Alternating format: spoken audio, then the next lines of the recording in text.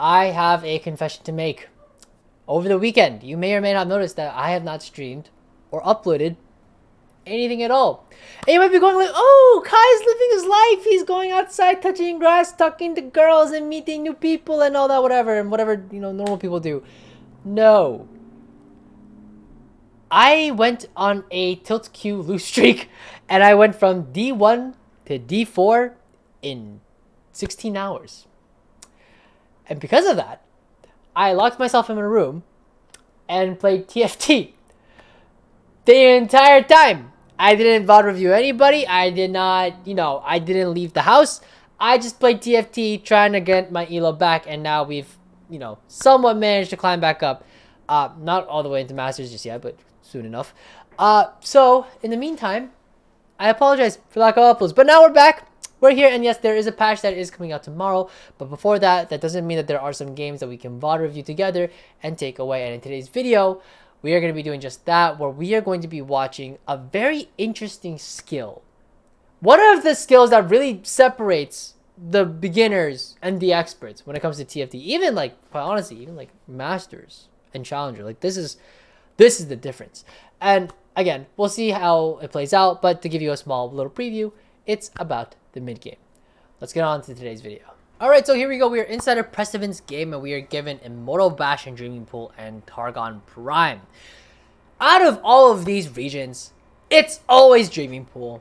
It is always Dreaming Pool. Unless you are very tired and you are lazy as fuck that day, it is always Dreaming Pool. Now, why is Dreaming Pool? Immortal Bastion is boring as fuck. Nobody likes playing on it, right? Makes sense. Targon Prime kind of sucks because everybody just tries to lose streak, hit the stimmy, and then try to win streak, right? The game doesn't start until everybody's 40 HP. Kind of boring. So, Dreaming Pool is kind of fun because, at the very least, it's active, right? The thing about Dream Pool is that it may feel like it's a bit random with it says, oh, you gain a champion that fits onto your board, but what does that exactly mean? Well, in the Dreaming Pool, the way that it actually decides which unit to throw onto your board is based off the stage number and your top most active trait. So, for example here, right? On the left side, we have Gunner Yordle, right? But let's pretend it was 2 out of 2 Gunner, okay? Once 2-1 hits, and we have 2 out of 2 Gunner, we will be given a Jinx, a 2 cost for stage 2, right? Pattern continues. 3 costs for stage 3, 4 costs for stage 4, etc., right? You get the idea. Good stuff. So now we want it whenever we're playing in this realm, right? Make sure that you are awake. You're gonna actually see in this VOD, Prestiven's kind of asleep. This is the first game of the day, so I don't blame him for it. But he's kind of asleep, so he actually doesn't tailor his board to maximize the efficiency, which is a bit of a blunder. In my opinion. So 2-1, we're given the augments, we're given blood money, Pandora's items, and Indomitable Will. Now, out of these choices, also Indomitable Will, dude, they gotta put a fucking icon on there. It's so weird that this doesn't have an icon. Indomitable Will, Pandora's items, don't want to take either of these. Why is that the case? Well, our components are good. We have a bow, sword, belt, very flexible. It's looking like a Zeke's with Slam with some sort of different bow options. Probably not Zeke's Slam, but Zeke's is an option available to us.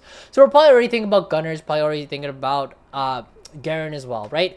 These are some lines that are definitely available to us. So we don't really need to be rerolling the components. And we can also flex around these, maybe a guard breaker, maybe the GS, right? These are definitely things that we have available to us. So Pandora's items, not the way to go. We're probably going to reroll the middle and the right here.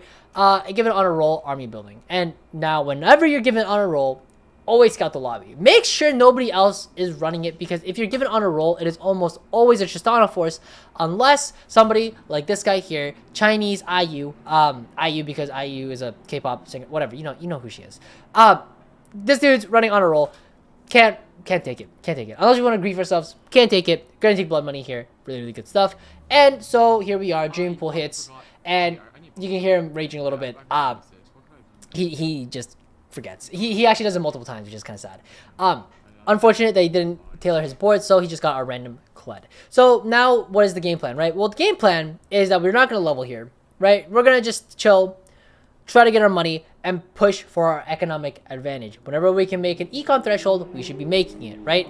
And so specifically in this game, we do have blood money, and so you are going to see that he does end up selling all the pairs or whatever he has in order to try to hit 10, whatever he can.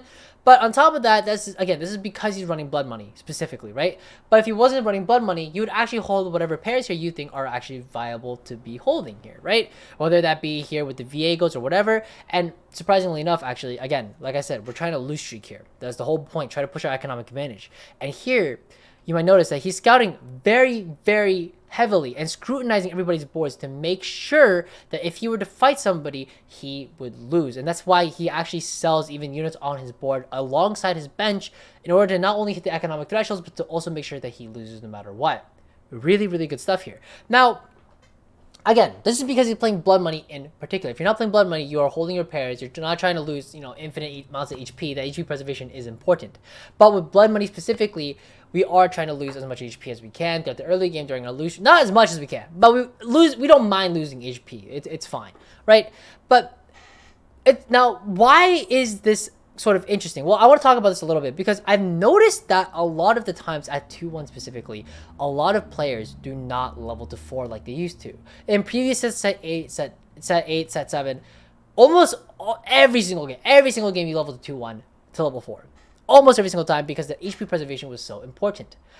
But in set 9, the 2-star upgrades of 1-cost units are immaculate. They are almost invaluable. They are so strong. So whenever you're able to not level and sack that extra turn at the very beginning, you're sort of giving yourself an opportunity to try to hit these 2-star 1 costs that are gonna really help streak you out, right? We are all aware of the just total dominance that a 2-star Jin with a 2-star Aurelia can do, which is absolute damage, assuming that you have 3 Ionia unlocked on your board, right?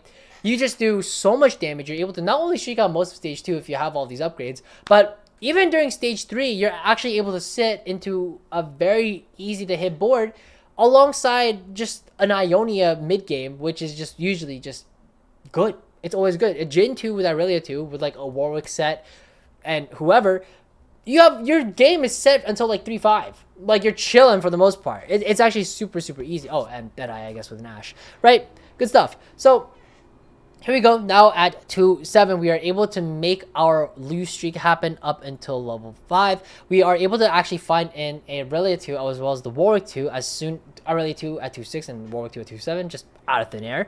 And our board's actually like not that weak here, right? We have the 2 challenges, 2 juggernauts, 2 Zons, and now we know that Dreaming Pool is coming up on 3-1, but we do have, there's no 3-cost challenger. So we're actually getting a 3-cost Juggernaut here, and that's going to be Darius. Now, unfortunately, he does not tailor his board once again. Gets a Darius out of the Dreaming Pool, which is really bad. Again, you can see that he's like sort of malting here. It's not good.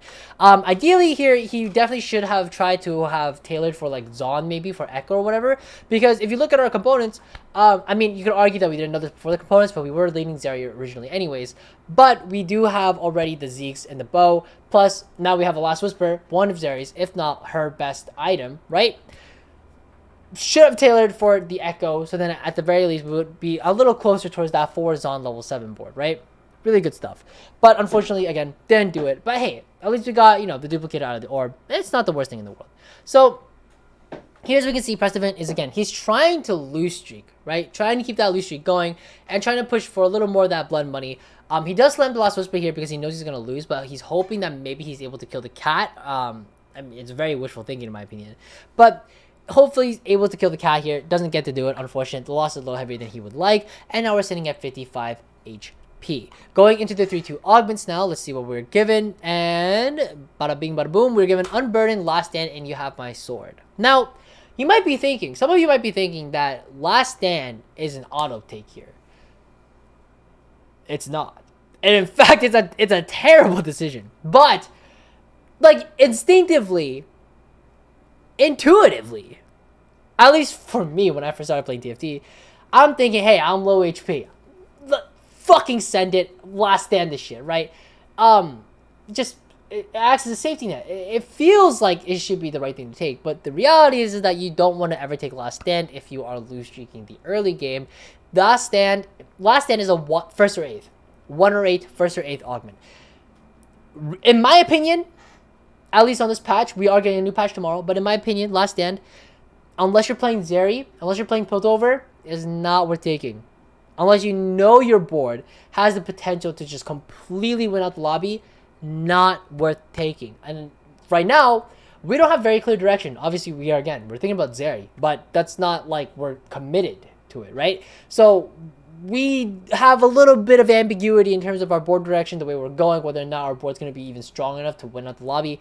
Last stand, definitely not the way to go. It's definitely either Unburdened or You Have My Sword. Unburdened, you shouldn't sleep on it, in my opinion. Unburdened is surprisingly pretty strong, especially in the early game. It's all right in the early game. Actually, I believe the stats are pretty bad on it in the early game. But if you're playing something like Noxus, where you're playing a very high tempo board, it can actually be pretty good.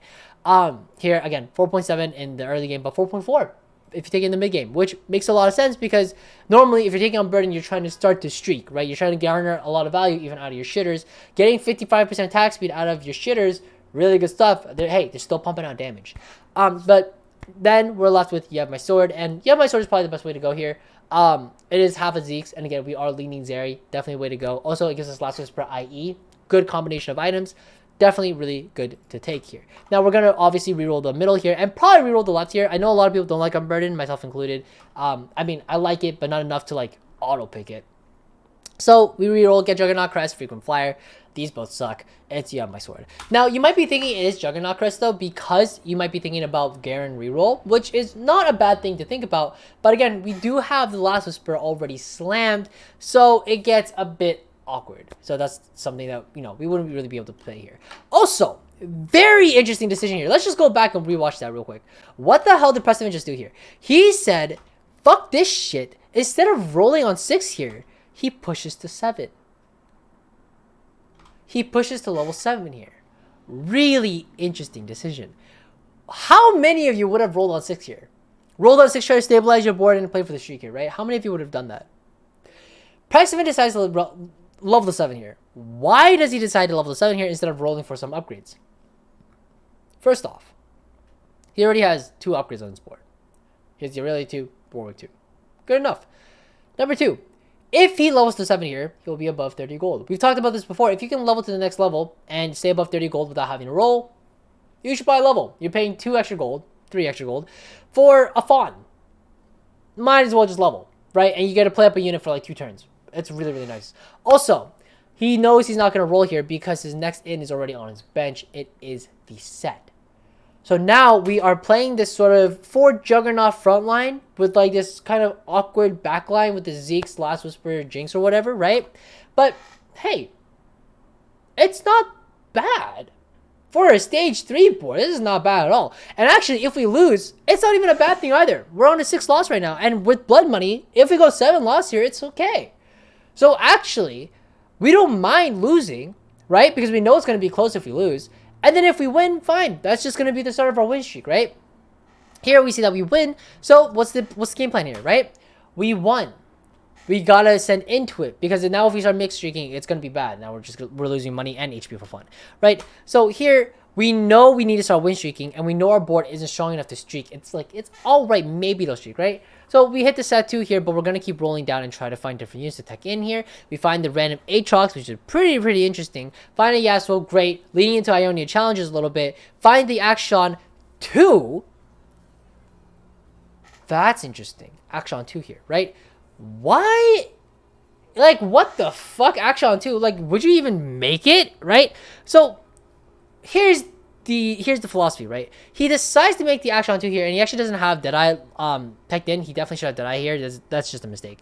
But he actually plays the Action 2 here instead. Now, that's odd. Again, we talked about this. Trying to play into Zeri, and actually we hit the Yasuo, and we actually sold the Yasuo. Even though we definitely could have maybe played into Ionia Challengers from the spot, right? Why did we decide to not only play... Sorry, you can hear him going, Tony Bo? Why did... This is goofy as fuck, bro. Anyways, why did we decide to commit to the Action 2 here and instead of playing around potentially Ionia Challengers with the Yasuo, right?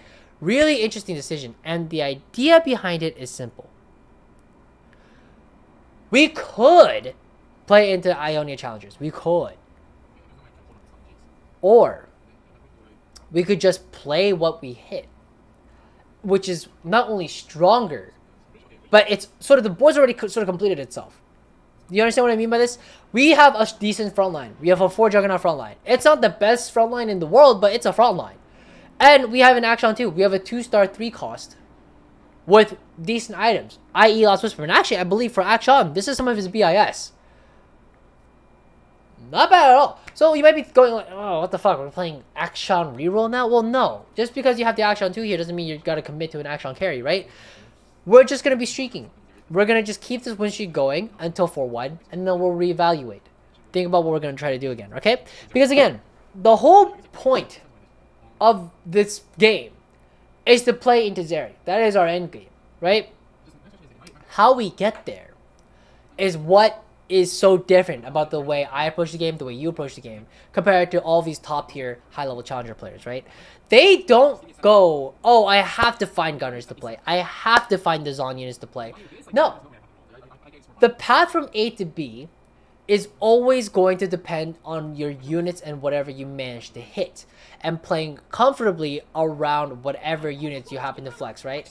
So here, again, funny enough, he actually just doesn't tailor his board for the Zeri, which is really stupid, actually. He should have tailored his board for the Zeri here, and then he'd be in a much better spot. He didn't do that. Really stupid.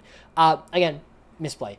But, nonetheless, he doesn't do it. Accidents happen. Let's move on. We are now here with the Titan Slam, and again, we're thinking about the Zeri, right? The path to Zeri is really weird this game. But, we know our end game, and we know what our early game, well, we already went through it, right? So, that means this middle game, we just got to figure it out. Figure it out, flex whatever, find item holders, find different flex carries, find different flex tanks, work it out, and then we'll eventually get to the Zeri. It's going to take longer and it's more convoluted, but it's what we have to do. This is the game. We're 55 HP, right? Now, 55 HP is kind of good. But take it a fucking stage ago. We've been 55 HP since fucking 3-2. Since 3-2. It's been a whole last stage. And 3-2, I don't know if you remember this or not, we're at the bottom. Now we're here, right? Fucking, that sounded like a Drake album. Anyways, moving on. Tons of stats, harm assist, cybernetic bulk. Clearly not bulk from this spot. It's either stats or harm assist. Bulk, it's not a bad augment by any means, but it's just tons of stats, just tons of stats. And harm assist can be good. It's actually, in my opinion, I really like harm assist because it lets you just go triple damage item on your carries. You don't have to worry about getting some sort of healing for your units because you need some level of sustain eventually. Like, you need to find it, and if you don't have any level of sustain in your comp, you will lose in the mid to late game because you just can't compete. You just get hit with a random ass fucking Deadeye thing, chow, and then suddenly, hey, my carry's 10 HP, and then it just got hit with like a fucking Lysandra AoE, and what do you know, is dead, right? You need some level of sustain within your board. So harm assist from the spot actually is not bad at all here, and personally, I would actually probably take harm assist, but he does end up re-rolling it over here, and so he's now saying, okay, you know what, it's fine. We'll try to find the healing later, right? Totally fine as well. You can always get it through your itemization here, and that's fine. Personally, again, I really like the guaranteed healing. I would have taken harm assist here, but that's just me. So here, as we can see, we are 4-2. We actually leveled all the way to level 8 here. Now, what the fuck, right? I'm sorry that I'm rewinding this shit, right? But we gotta talk about this, okay? Because this is a really important, interesting decision, okay? Tons of stats takes it, and then 79 gold here, right? 79 gold here, and then he decides to level to 8. It costs 58 fucking gold to go to level 8 here. 58, and he knows he's probably gonna be rolling on 8. You know, like, it's like, oh, like, doesn't that seem off? Because we talked about it earlier, right? We talked about earlier how if you're gonna level, you probably want at least like 30 gold, right? He has 30 gold here, great, but then he decides to roll here instead of just sitting, right? Why does he decide to roll here? Right? I wish I could tell you. I have no fucking idea. To me, the thought process behind rolling here is that you're probably sitting on like a couple of pairs that like you would definitely want to play around. Stuff like not only just like the Sejuani 2 or the Sejuani pair that we have here, but also just like the Jinx. I mean, the Jinx pair doesn't fucking matter here. I'm gonna be real. I don't know. This level up makes sense. Above 30 gold, and we can sit. We had the Sejuani, we're chilling, right? But we weren't sitting on any pairs before that roll down that we were like, oh, like we'd love to play around. So if you ask me, sending it down here kind of a mistake because now we could have had the exact same result, but we'd have like 16 more gold here. We'd be sitting at 30, and we'd be chilling. Again, don't sleep on these 2-star 3 costs. That'll help you get throughout that mid game, right? Action 2 is a unit. It's a unit. It's not a terrific unit. You're not gonna end your game on it, but like, hey, it's a good. I don't know. Hey, I don't know why. I don't know why that's funny to me. It's a good unit though. It's a, don't sleep on this shit. It's fine. Look at his fucking Fortnite emote dancing. It's fine. We're chilling. So here we're sitting on the Aphelios pair here, right? And we're chilling with the Jinx 2 here, right? Or Jinx pair rather. Again, we're trying to end on Zeri. Even at this spot, we're trying to end. Like you're like, what? It's still Zeri? Yeah. And like, why is that the case? Well, again, part of it is actually because of the meta. And this is actually something that's really interesting to think about, but also it's partially due to the fact that we have a Zeke's and like, what the fuck, like what are we gonna do with the Zeke's, right? I mean, Aphelios could use it, it's fine, but it's definitely not ideal. Also, as he's scouting, he notices somebody else is already playing Aphelios, so difficult to hit, but this guy's also playing Zeri, so Zeri's also difficult to hit. So it's a little difficult to try to figure out like how we're gonna, you know, play and flex into whatever, right? So what the fuck are we doing here, right? Well, he's gonna do something a little interesting here. And again, we have the 2-star action, so it's actually not the worst position to be in. Our board may start losing a little bit here and there, but that's okay. Again, it's actually kind of unlikely for us to be losing because our board is surprisingly pretty decently strong, even though we're flexing a lot of very awkward, I was gonna say awkward looking, but yeah, awkward looking units, right? So we're going to just 2x speed here, but we're going to probably sit on this board for a little while. We could roll on 4-5 if we really wanted to, but we got to think about the efficiency of our rolls here. Again, Aphelios 2, a lot of Aphelios is taken out. A lot of Zeris are taken out. But these Aphelios players and these Zeri players, right? Well, okay, that's just a Zeri 2. I was about to say, the whole lobby, the rest of the lobby is holding onto a lot of these units that we were looking for. So it's very difficult for us to try to find these units, but we do happen to high roll a pair of Zeris, and we do have the duplicator sitting on bench, so it's very possible for us to tech into the Zeris. But obviously, it's not our strongest board if we were to do so, because we're sitting on this Ash 2, we're sitting on this the Action 2 here, and you know, doesn't make sense for us to immediately pivot. We don't have to rush it, right? So now we're sitting at 34 gold, and we're chilling. Again, don't need a roll. Chill. All good, fam. We have the fucking Aphelios pair still sitting on our bench. This other Aphelios player is about to die. He's 3 HP, right? That guy's like, yeah, he's dead. And then the Forest Hermit, he died, but I don't know what the fuck he was playing, but maybe he was the Zeri player. I don't remember, right? But regardless, if this, what's this guy's name? Korean. Like, if this dude also dies, Korean, yeah? Like, if this dude also dies, we're chilling. We have multiple options available to us, and even though, yes, Zeri is still the ideal endgame goal, we could end on Aphelios, maybe. Now, let's run it back a little bit. Remember what I said earlier? It also depends on the meta about ending on Zeri here, even though we could have ended on Aphelios. The reason why we're ending on Zeri instead of Aphelios is just purely because in the current meta, at least in this patch, and again, this patch is changing tomorrow, but based on this current patch, Zeri is a lot stronger than Aphelios. The cap is much higher with Zeri than it is with Aphelios, so we're going to be ending with Zeri if we can. Also, again, Dreaming Pool. Preston finally turned his fucking brain on. He knows he's getting a 5 cost on 5-1, so he tailors his board to get that last gunner in so that he knows he's automatically given a Senna. Really, really good stuff here. And notice how he doesn't duplicate the Zeri. Weird champ. He does not duplicate the Zeri here, which is so odd.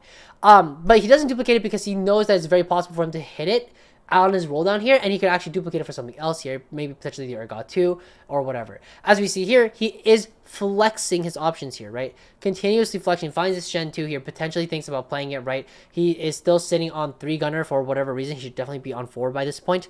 But again, he's not really rushing it because if he techs into 4 gunner, his board's actually weaker if he thinks about it. He has enough front line. He's decent with where he's at. There's no reason to really tech into 4 gunner unless he absolutely needs to or he thinks it will be stronger. Again, every single point in the game, he's thinking about, okay, does this increase the power of my board? Yes or no, right? And as we can see, even on these roll downs, you're thinking, okay, now I hit the Jace 2. Now I can potentially think about playing this Jace 2 over maybe the Sejuani or maybe over the Scion here, right? Which he chooses to do so. Now sitting on 4 gunner makes more sense because of the Jace 2. Good fucking stuff here.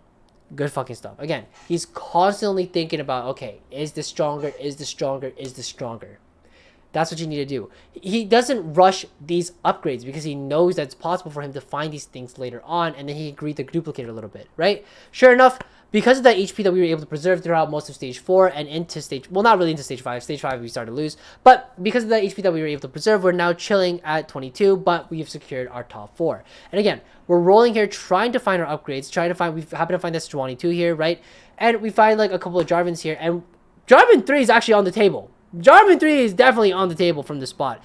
But again, we're still saving the duplicator. We still haven't found exactly what we needed, right? We haven't found that 02 yet. We haven't found that Senate 2. We're trying to save this duplicator, hoping to try to win out. But because our top 4 is already secured, we can actually just try to play for first and try to secure that Jarvan 3, right? Or Jarvan 4-3, if you will, right? Rolls, doesn't find it. Really unfortunate, but at this point, it is the last round. He doesn't find the Jarvan. He should duplicate here to try to hit, but instead, he finds the Jarvan 3 instead of duplicating the Senna. This is, by the way, this is a solo queue moment. This is a solo queue moment. This is just, look at what this fucking mad lad does. He rolls here. He can duplicate, guarantee the Senna 2, and he has 2 Jarvan 2s on his board. 2 Jarvan 4-2s on his board. And then this motherfucker said, fuck it, I'm a ball. I'm 1 HP. I don't give a shit. He rolls, finds the Jarvan, duplicates it, Jarvan 3.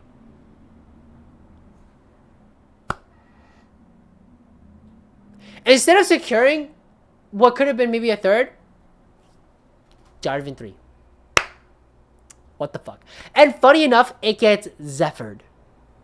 You fucking idiot. Now, obviously, you can't really blame him, though, because he found it's, like, so last second. Like, he couldn't obviously position for the Zephyr. He tried to be fair. But unfortunately, it's not enough. He gets taken out of the game. And now, I mean, it depends on where Chinese IU ends up in. But I believe Chinese IU actually ends up going 4th. And President goes and takes a 3rd. Pretty good game, in my opinion. Really interesting decision making, and the way that he sort of pivots his sort of mid-game carries is definitely something that you need to try to emulate within your own gameplay as well, because that is really how, you know, that's really the big thing that separates a lot of, you know, the lower elo and the higher elo. But anyways, I hope you guys learned something. Take care and happy climbing.